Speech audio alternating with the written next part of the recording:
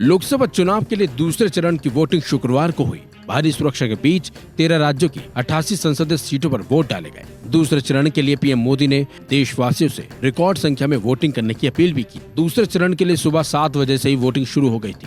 जिन 88 सीटों पर वोटिंग हुई उनमें केरल की सभी 20, कर्नाटक की 14, राजस्थान की 13, महाराष्ट्र और उत्तर प्रदेश की 8-8 सीट, मध्य प्रदेश की 6, असम और बिहार की 5-5, छत्तीसगढ़ और पश्चिम बंगाल की 3-3 और जम्मू कश्मीर और त्रिपुरा की 1-1 सीट शामिल थी। बता दें, असम में 70.66% मतदान हुआ, बिहार में 53.3% मतदान हुआ, छत्तीसगढ़ में 72.13% मतदान हुआ, जम्मू कश्मीर में 67.22% मतदान हुआ, कर्नाटक में 53.90% मतदान हुआ, केरल में 53.97% मतदान हुआ, मध्य प्रदेश में 54.42% मतदान हुआ, महाराष्ट्र में 53.51% मतदान हुआ, मणिपुर में 76.6% मतदान हुआ, राजस्थान में 59.19% मतदान हुआ, त्रिपुरा में 76.23% मतदान हुआ, उत्तर प्रदेश में 52.64% मतदान हुआ, पश्चिम बंगाल में 71.84% मतदान हुआ।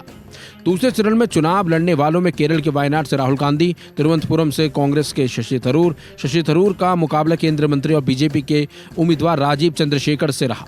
मथुरा से हेमा मालिनी, राजनांदगांव से भूपेश बघेल, बेंगलुरु से ग्रामीण से DK सुरेश और बेंगलुरु दक्षिण से तेजस्वी सूर्य चुनावी मैदान में रहे। राजस्थान के कोटा सीट से लोकसभा स्पीकर ओम बिरला बीजेपी के टिकट पर चुनावी मैदान में उतरे हुए थे। बिहार की पूर्णिया से पप्पू यादव बतौर निर्दलीय मैदान में थे। मेरठ से बीजेपी के उम्मीदवार अरुण गोविल चुनावी मैदान में थे। बता दें, सेकंड फेज में लोकसभा अध्यक्ष ओम बिरला, 5 केंद्रीय मंत्री, 2 पूर्व CM और 3 फिल्मी सितारे मैदान में थे। वैसे तो दूसरे चरण में 89 सीट पर मतदान होना था, लेकिन मध्य प्रदेश की बैतूल सीट पर बहुजन समाज पार्टी के एक प्रत्याशी के निधन के बाद तीसरे चरण में मतदान होगा। इस चरण में 1.67 लाख मतदान केंद्रों पर 16 लाख से ज्यादा मतदान अधिकारियों को तैनात किया गया था। इस चरण में 15.88 करोड़ से ज्यादा मतदाता थे, जिनमें 8.8 करोड़ पुरुष, 7.8 करोड़ महिलाएं शामिल थी। पहले चरण में करीब 34.8 लाख पहली बार के मतदाता हैं और 20 से 29 साल के 3.28 करोड़ मतदाता शामिल थे। 2019 में सेकंड फेज की सीटों पर सबसे ज्यादा बीजेपी को 50 और एनडीए के सहयोगी दलों ने 8 सीटें जीती थी। कांग्रेस के खाते में 21 सीटें गई थी, अन्य को 9 सीटें मिली थी। चुनाव आयोग के मुताबिक दूसरे फेज में 1202 उम्मीदवार मैदान में थे। इनमें 1098 पुरुष और 102 महिला उम्मीदवार और 2 प्रत्याशी थर्ड जेंडर थे। इससे पहले 19 अप्रैल को पहले फेज की 102 सीटों पर वोटिंग हुई थी। आज के बाद अब 5 फेज की वोटिंग 1 जून तक खत्म होगी।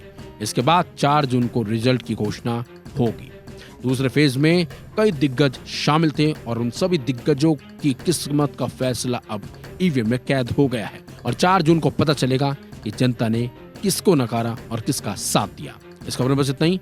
अपडेट्स के लिए बने रहिए वन इंडिया हिंदी के साथ।